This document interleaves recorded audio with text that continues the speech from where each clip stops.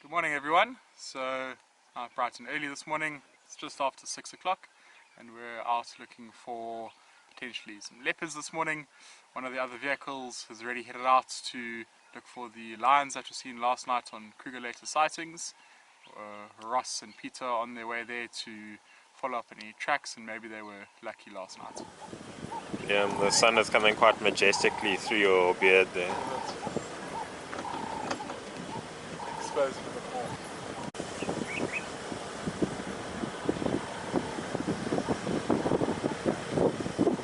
What have you got there, Leon? So we have a set of leopard tracks here. There's two distinct tracks. There's one over there and one over here. Heading down the road this morning, and we're going to go see if we can follow up on them.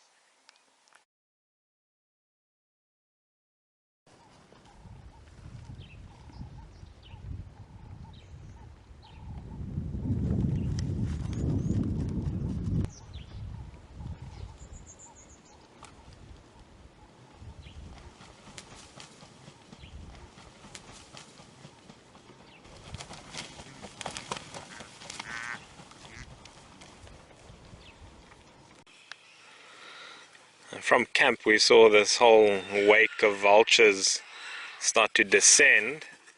We went quickly to follow up and see what was going on and found them feeding on this impala. There's no indication of what killed the impala, but the whole carcass seems relatively intact. So it's possible that the impala actually died from injuries in a fight with another.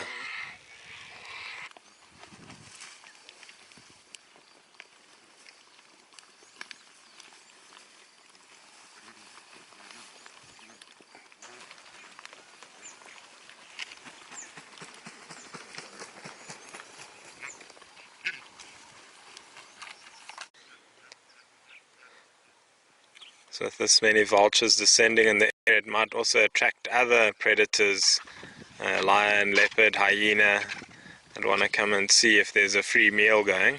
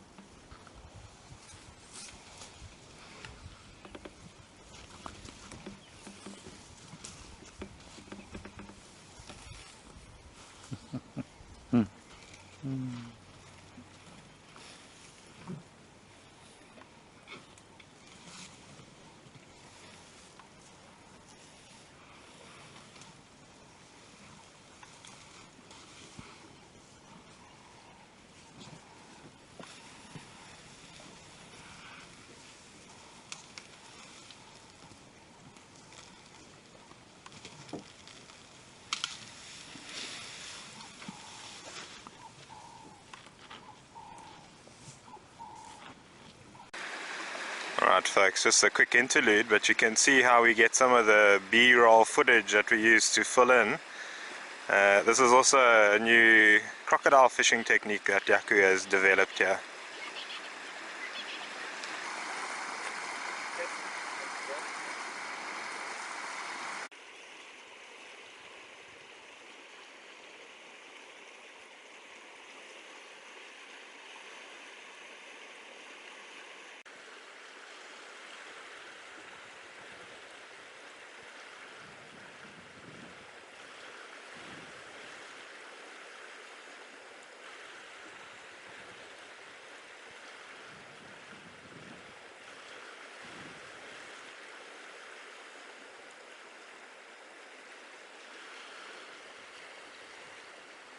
Right folks, good afternoon.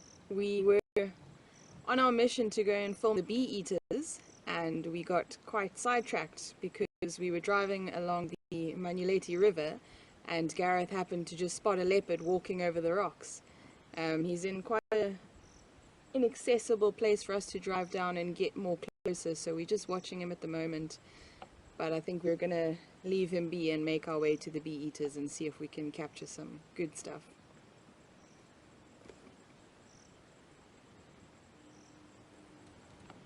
Good. I That shouldn't was have good. said good stuff. Don't say more closer either.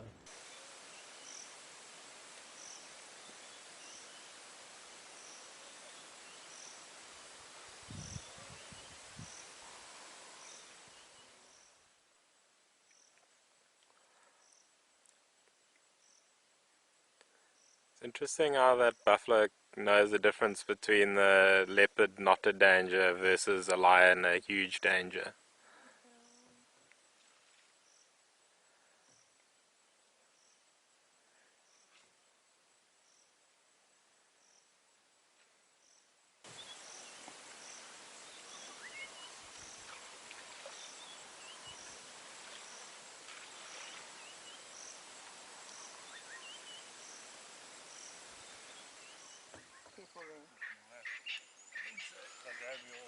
Yes. Well, what are these two doing? Well, Mike, they're trying to attach the 360 camera to a root that's hanging down the cliff face in order to capture the bee eater footage that was requested. So using some duct tape, a root from a plant, and hopefully it should work.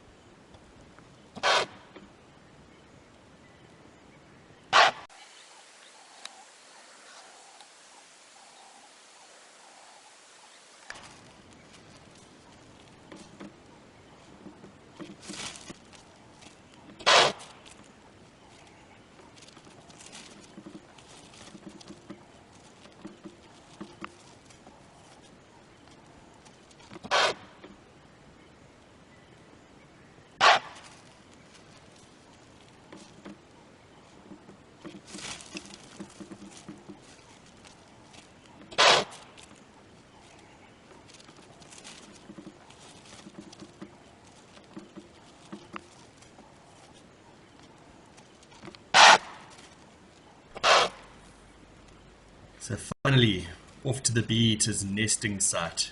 Bee-eaters like to build their nests in the banks of rivers, quite high up off of the ground. And this is to keep their eggs and chicks safe from animals such as the Nile monitor seen earlier in this video.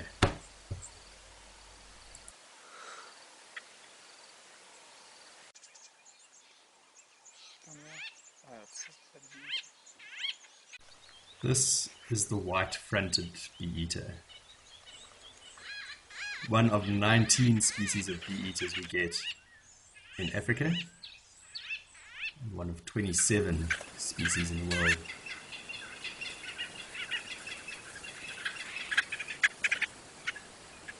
There are 6 species of bee-eaters that occur in Kruger National Park, and of these 6, there are 2 that do not migrate. This is one of them.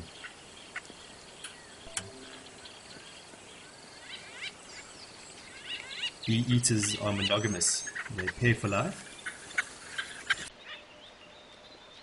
Have a look at this one cleaning its feathers.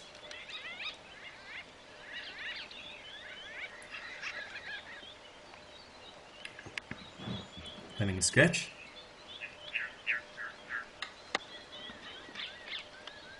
Cleaning his bill.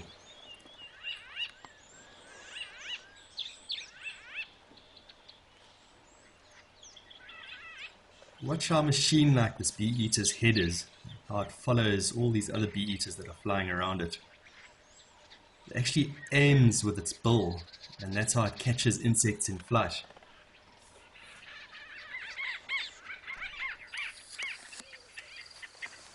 Each breeding pair will dig a nest out of a riverbank wall, which is about a meter in depth. And they'll do this every single year. And although bee-eaters are monogamous, they are cooperative breeders, which means that they help each other raise their young. And that's probably one of the reasons why they live in a colony like this.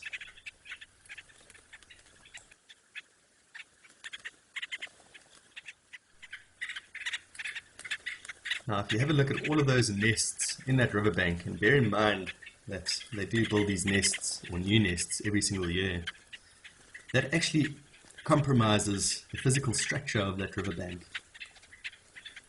And it makes it vulnerable to erosion.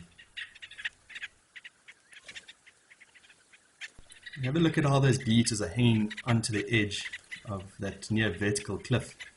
They actually have specialized feet, as well as strengthened tail feathers, which allows them to do that. They actually push the feathers against the wall and then hang on with the claws of their feet. Bee-eaters are sit and wait predators.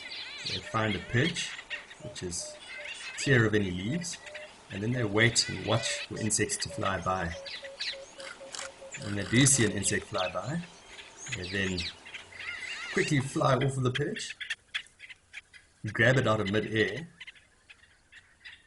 and then return to the perch, where they might knock it on the branch a few times in the case of a wasp or a bee or something that might sting to try and get all the poison out, and then they'll swallow it. This style of hunting is called hawking. Its genus name is Merops, which is Greek for eater of bees, very conveniently.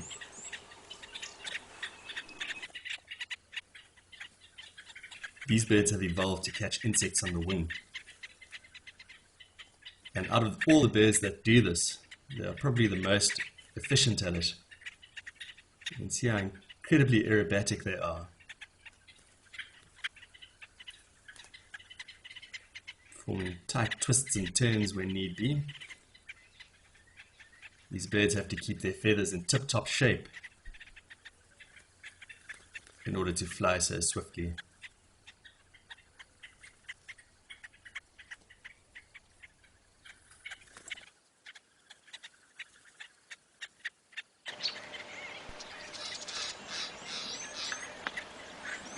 That black eye stripe is one of the features that all bee-eaters share, as well as a recurved black bull. The graded bushman. Yeah, I think so. This is one of only 2 bee-eaters that breed in Kruger. They have slightly shorter wings than the rest of the migrants.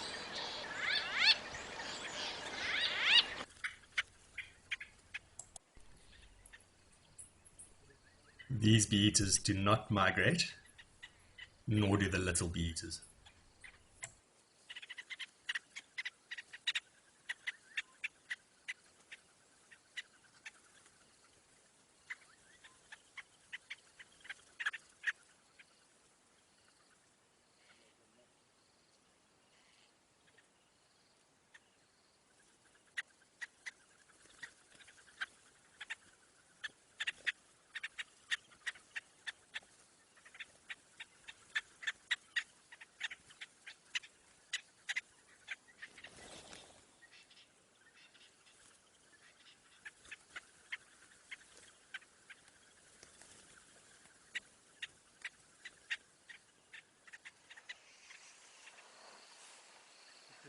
Alright, Mel, so tell us about this afternoon. Well, we've had a very unexpected but absolutely phenomenal afternoon here on Mala Mala Game Reserve. Oh, sometimes the bush just leaves you speechless, and it's been one of those afternoons. We spent some wonderful amount of time with the leopard, and I think we got some really fantastic footage of the bee eaters. Currently just retrieving the 360 camera that we set up, so I'm sure we've got some great stuff.